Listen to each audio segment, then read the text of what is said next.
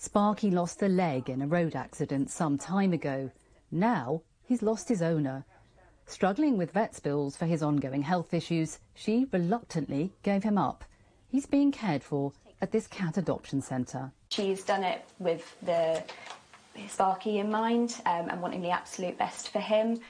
The Cats Protection charity is overwhelmed by similar cases, with around 3,000 cats waiting to come into care nationwide. We have 20 pens, and in September our waiting list reached over 100 cats in our local area needing spaces. So that's really where we are seeing the pressure and the impact of what cost of living is having on cat owners in the UK.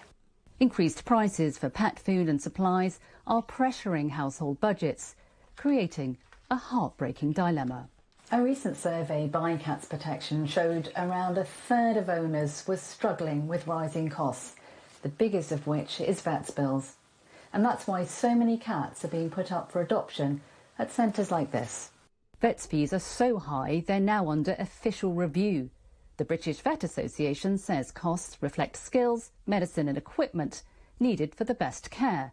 But for many owners, vets' bills are out of reach, leaving some seeking help. Cats Protection actually have a programme called Community Kitty, and that's where we take in donations of food and litter and other cat care items and distribute them across food banks in the UK. Cats Protection say over 3% of owners now rely on food banks, 25% are concerned about high vet bills, and 13% gave up their cat due to the cost.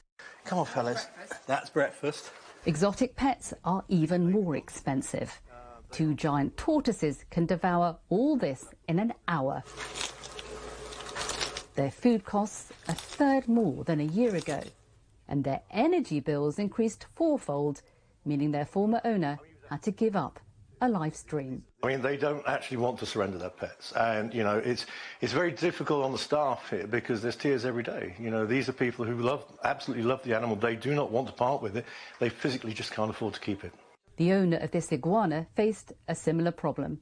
So this is Sebastian. He's a young green iguana. So he comes from a tropical country, so he needs high temperatures. He also needs very specialist lighting in terms of which provides ultraviolet. So that's quite expensive to run. So we've seen this massive increase in utility costs.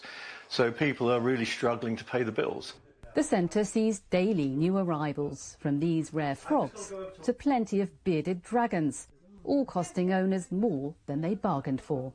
And with thousands more expected, the centre needs to expand. And what we've seen in the last 2 years is a massive increase in terms of people surrendering their animals because of the cost of living crisis. So that's a huge issue for us. It's about 200% up on it was from 2021. But while shelters are full, adoption rates are down. Despite the odds, though, this little guy hopes he'll soon find a new loving home. Kitty Logan, CDTN, London.